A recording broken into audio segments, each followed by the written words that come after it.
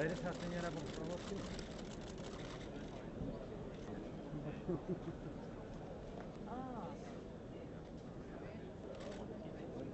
¿Alguien más en medio?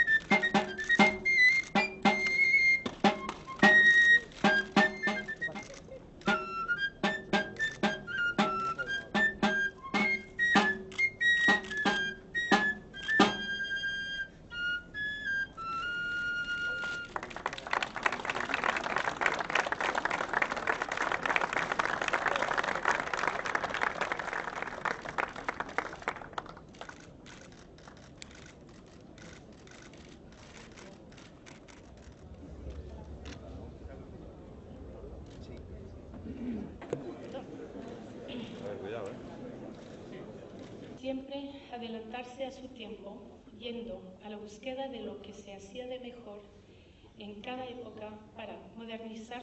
Hemos culminado un esfuerzo del emprendimiento social, responsable y con impacto.